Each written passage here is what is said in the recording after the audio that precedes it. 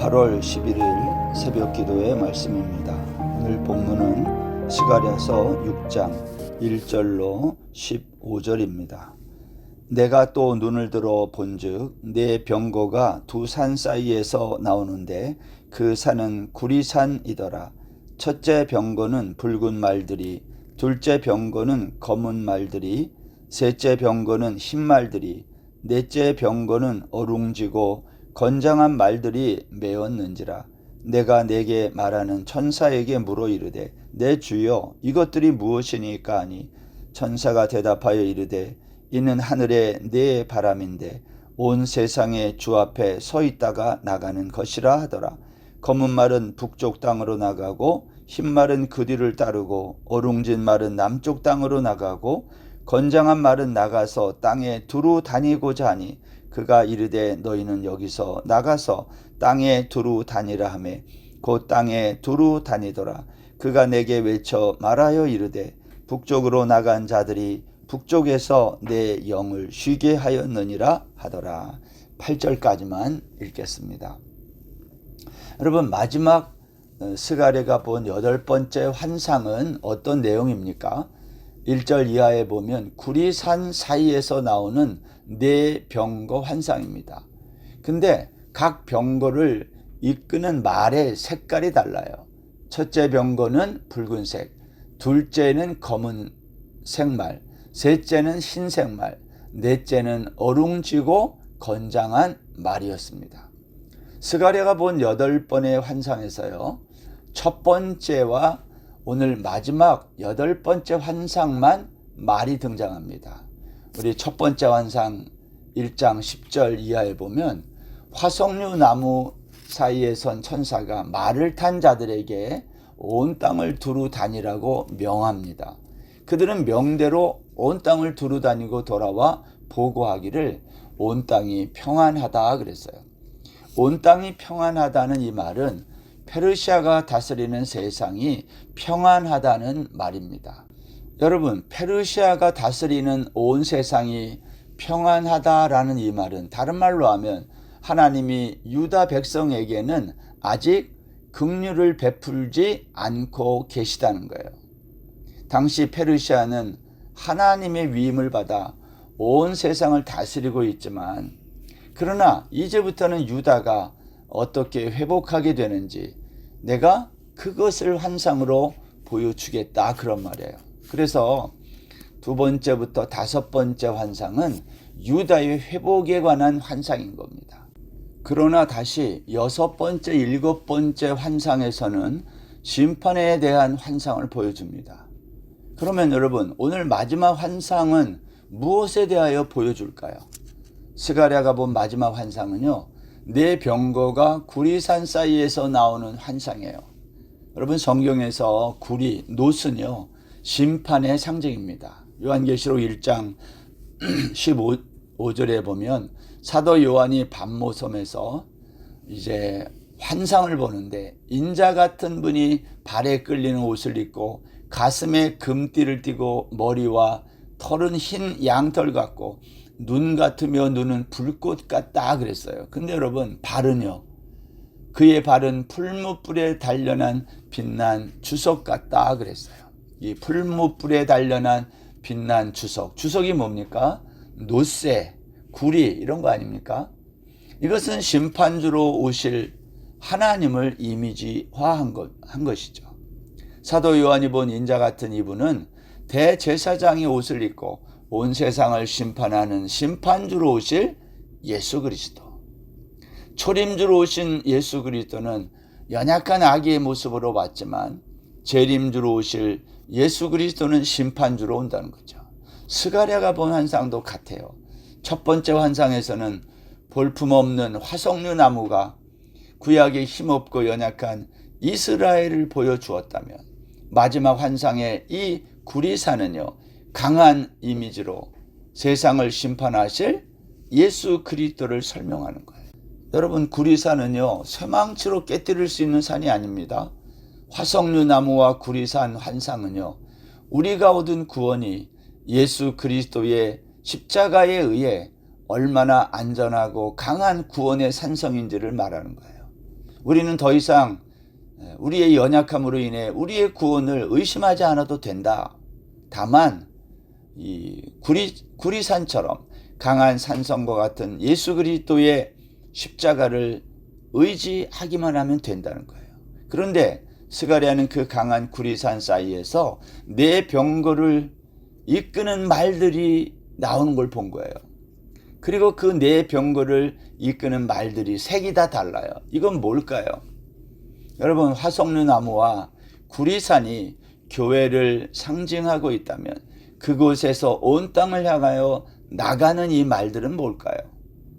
여러분, 일반적으로 묵시에 나오는 그 색깔, 이 컬러는요, 의미가 있는데요. 붉은색은 피 흘림, 전쟁을 상징하고요.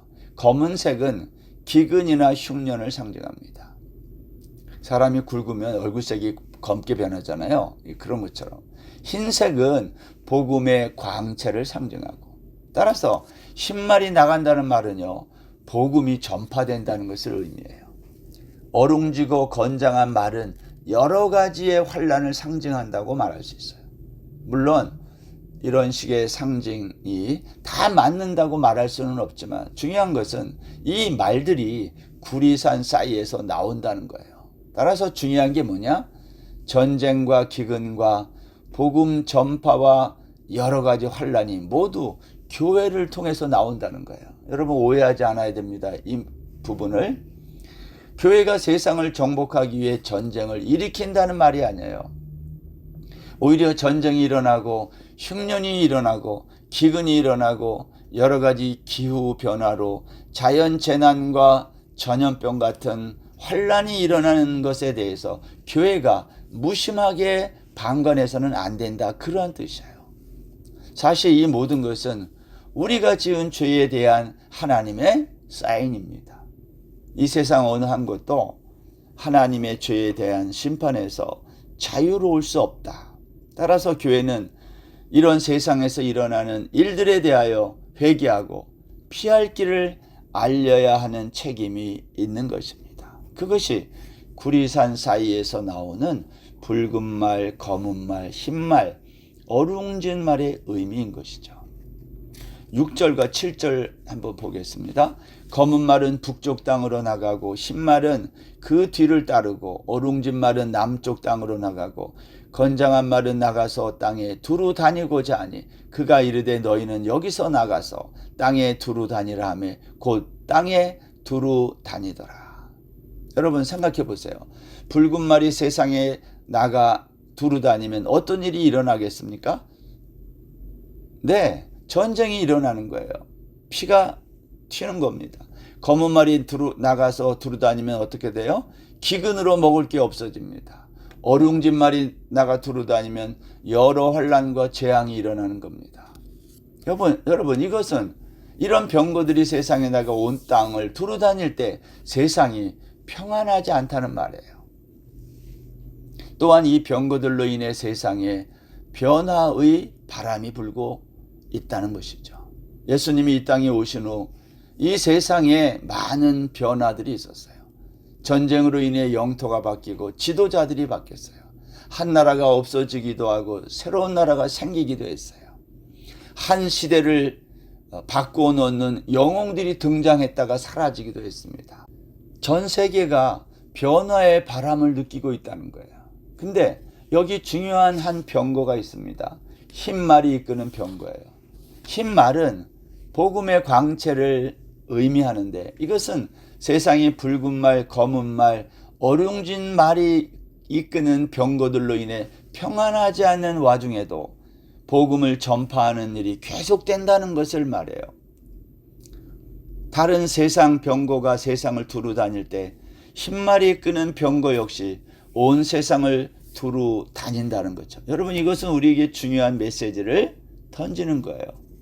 세상이 온통 전쟁과 기근과 재난으로 혼란할 때 그 와중에도 흰말이 세상을 향하여 나가며 일으키는 변화의 바람이 있다는 거예요. 이것은 복음의 전파입니다. 한 영혼을 죽음에서 생명으로, 어둠에서 빛으로 옮기는 전쟁. 여러분, 4절을 보면요, 스가랴 선지자가 구리산에서 나오는 네 병거를 보고 천사에게 물었어요. 주여, 이것이 무엇입니까? 5절에 보면 천사가 대답하여 이르되 이는 하늘의 네 바람인데 온 세상의 주 앞에 서 있다가 나가는 것이라 하더라. 여러분, 왜 네 병거를 하늘의 바람이라고 그랬을까요?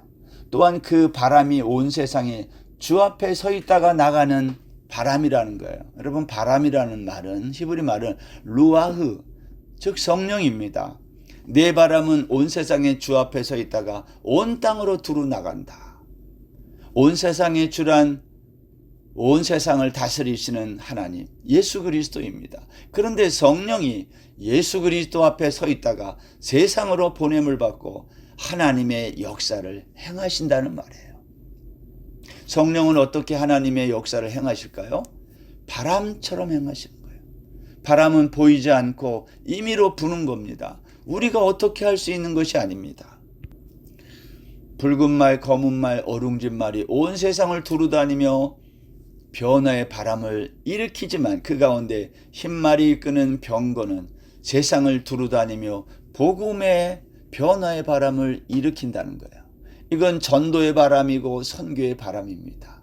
그런 점에서 스가랴가 본 마지막 환상은 교회의 사명이라고 말할 수 있어요. 교회는 세상에서 일어나는 온갖 일들, 전쟁, 기근, 재난, 환난의 이유를 복음으로 설명할 수 있어야 한다는 겁니다. 8절입니다. 그가 내게 외쳐 말하여 이르되 북쪽으로 나간 자들이 북쪽에서 내 영을 쉬게 하였느니라 하더라. 북쪽으로 나간 말은 검은 말과 흰 말인데요, 이들이 내 영을 쉬게 했다. 여러분, 당시 북쪽 나라는 아수르 바벨론인데 하나님을 대적하고 이스라엘 백성들에게 고통을 안겨다 준 자들이에요. 그 북쪽을 향하여 검은 말과 흰 말이 나간 겁니다. 그런데 이들로 인해 하나님의 영을 쉬게 했다. 이게 무슨 의미일까요? 마치 하나님을 대적하는 원수들을 복수하여 하나님의 마음을 쉬게 했다는 것처럼 들립니다. 그러나 이 구절은 복수했다는 그러한 의미가 아닙니다. 이 구절은 하나님을 대적하는 원수들을 따라가 그들에게도 복음을 전해서 그들이 복음을 듣고 하나님께로 돌아왔다는 의미로 해석하는 게 옳습니다. 왜냐하면 9절 이하의 말씀들 때문이에요. 우리가 9절 이하는 읽지는 않았는데, 여러분 9절 이하의 말씀에 보면 바벨론 포로에서 돌아온 사람들이 은금으로 면류관을 만들어 대제사장 여호수아의 머리에 씌우고 말합니다. 여러분, 여호수아를 대제사장이면서 왕으로 세우는 대관식을 의미하고 있는 거예요. 성경에서요, 대제사장, 왕직을 겸직한 사람이 누굽니까? 예수님밖에 없어요. 하나님은 스가랴에게 말씀하는 거예요. 너는 이들이 가지고 온 은과 금으로 면류관을 만들어 여호수아의 머리에 씌우고 이렇게 말하라는 거예요. 12절 말하여 이르기를 만군의 여호와께서 이같이 말씀하시되 보라, 싹이라 이름하는 사람이 자기 곳에서 돋아나서 여호와의 전을 건축하리라.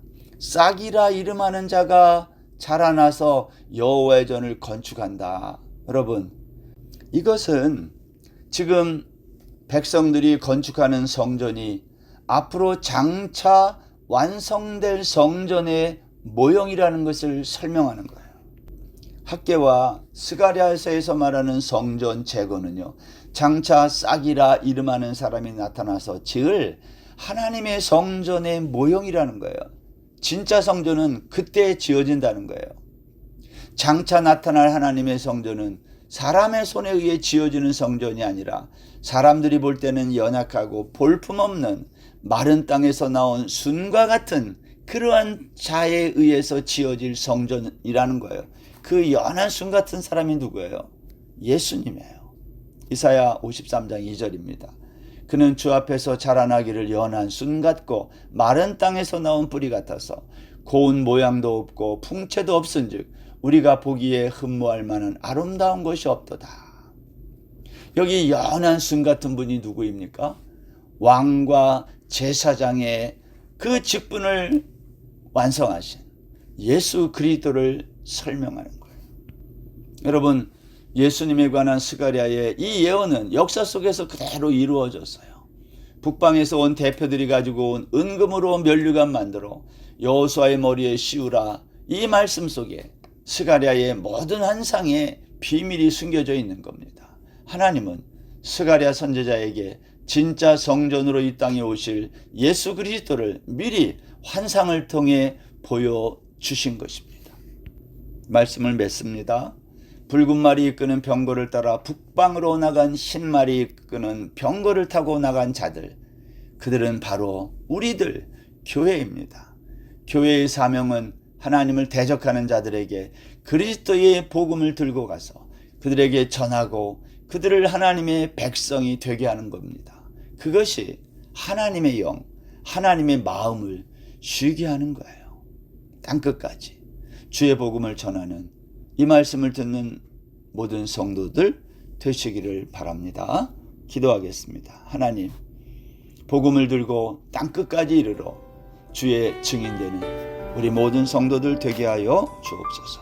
예수님의 이름으로 기도드립니다. 아멘.